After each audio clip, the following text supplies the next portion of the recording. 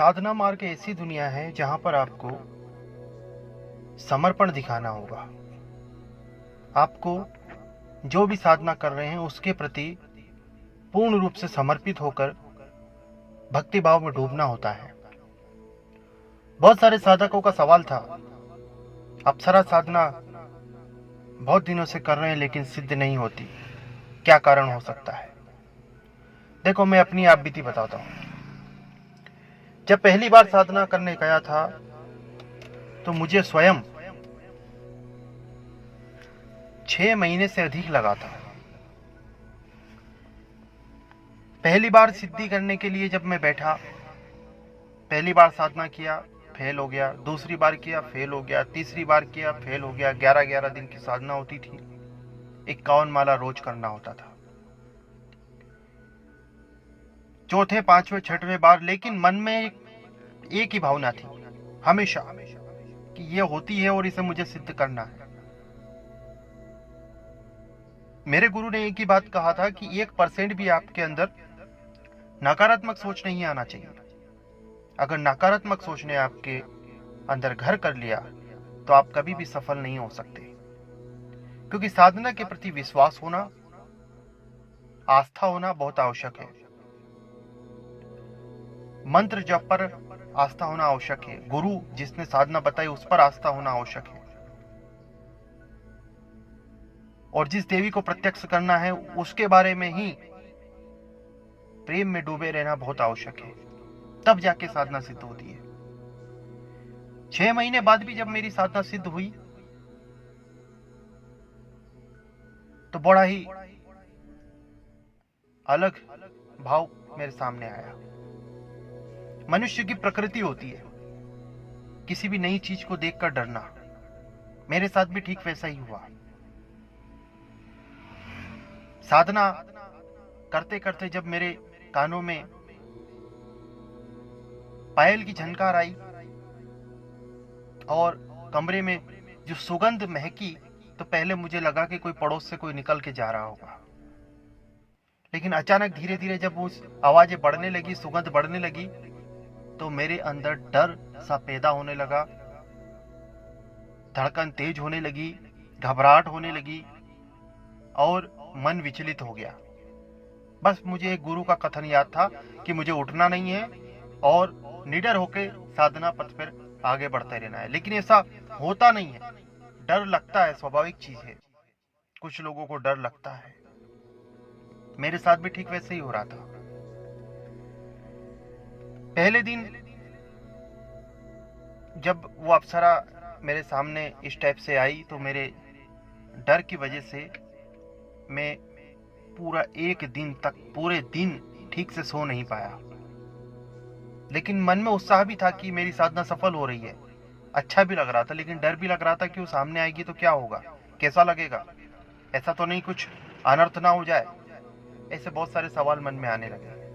लेकिन मेरे गुरु भाई था, मैंने उनको ये चीज बताना चाहिए तो, लेकिन गुरु ने स्पष्ट कर रखा था कि किसी को नहीं बताना है गुरु के अलावा, और गुरु जी से बात नहीं हो पा रही थी। फिर भी मैंने गुरु भाई को मेरी इस व्यथा के बारे में बताया था। गुरु भाई ने बोला कि आपको चिंता करने की जरूरत नहीं है, जिससे प्रेम आप करते हैं वो आपका अहित नहीं करती है, आप लगातार करते रहिए। साधना का मेरा वह 6वां या 7वां दिन था जब वो पहली बार मेरे सामने इस टाइप से आई। दूसरे दिन जब मैंने दोबारा साधना की तो मुझे ऐसा कुछ भी अनुभव नहीं हुआ। तीसरे दिन भी नहीं हुआ।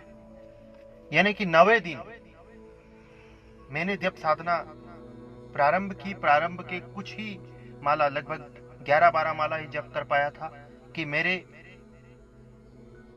को आभास होने लगा कि मेरे आसपास कोई है। इस बार पायल की झनकार नहीं आ रही थी, पर फिर भी आभास हो रहा था। खुशबू भी नहीं बढ़ रही थी, कुछ भी नहीं हुआ, लेकिन आभास हुआ कि आसपास मेरे कोई है।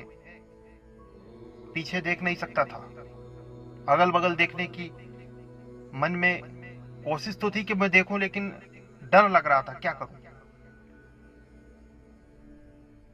फिर जब मेरे नजदीक, मेरे शरीर पर, मेरी पीठ, यानी कि जो हमारा पीठ होता है, लगभग हमारे गले से 1 फीट नीचे के लगभग, वहां पर किसी ने हाथ रख दिया।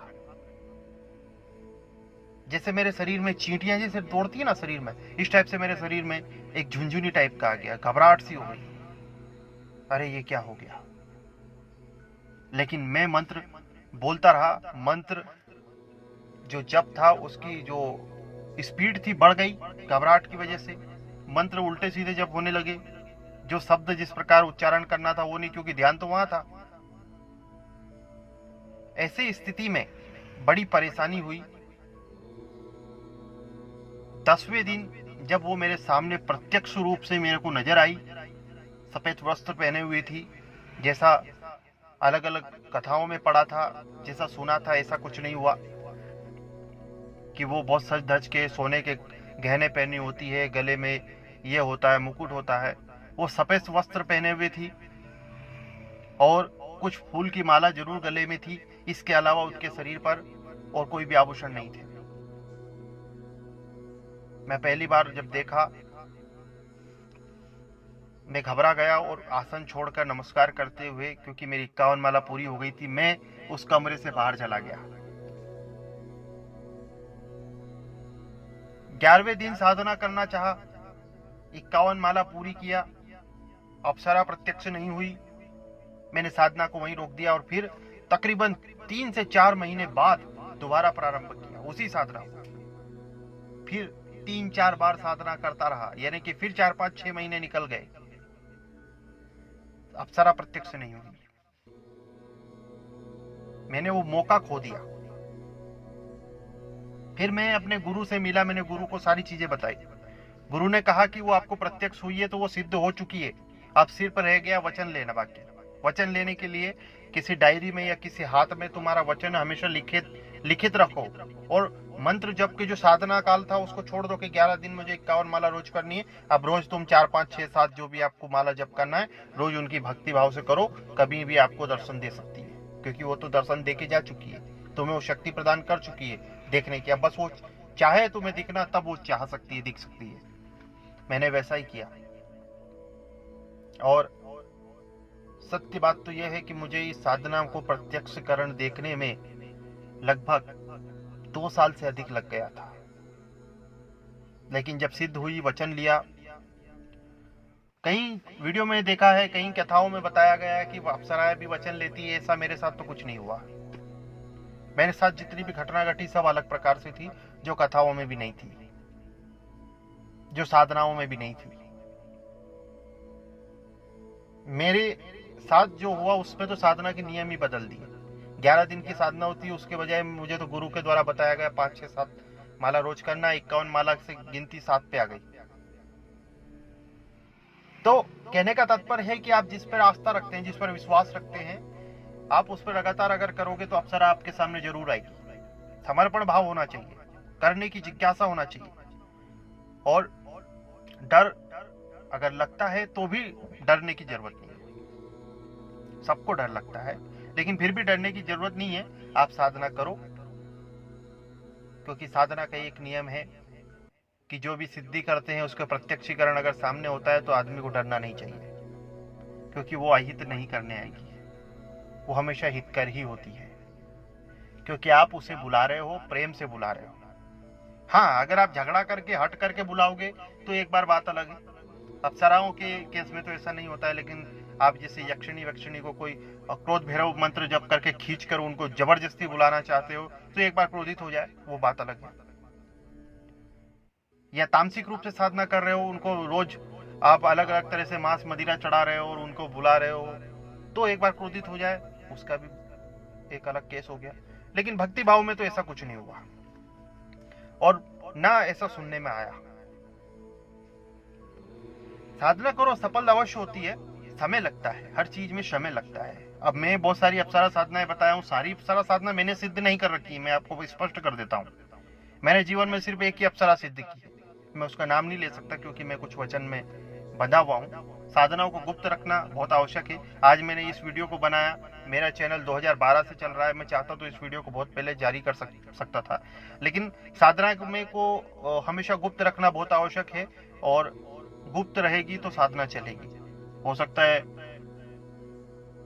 मैं प्रत्यक्ष रूप से तो किसी को नहीं बता रहा हूँ, ये मेरा पहला एक्सपीरियंस होगा कि इसके बाद मुझे वो शक्ति दिखेगी या नहीं दिखेगी, वो बात की बात है, क्योंकि मैं तो वीडियो के माध्यम से जारी कर रहा हूँ और शायद उन शक्ति को इस बारे में ज़्यादा जानकारी ना हो तो अच्छा है।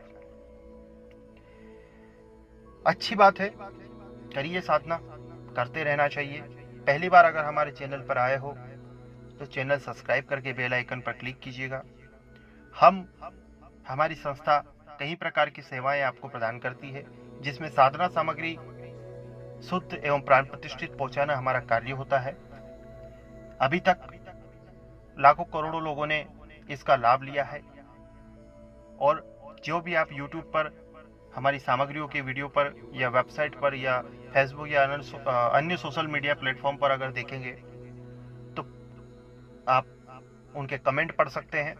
शुद्ध सामग्री मंगानी है तो आप हमारी वेबसाइट praveenmantraviggyan.com या फिर pmvspatikmala.com पर जाकर आप खरीदी कर सकते हैं। जो वीडियो भारत से बाहर के हमारे शिष्य या अन्य दर्शक देख रहे हैं, उन लोगों के लिए भी साधना सामग्री की व्यवस्था है। हम यहाँ से आपको एक्सपोर्ट कर सकते हैं, आप ऑर्डर दे सकते हैं।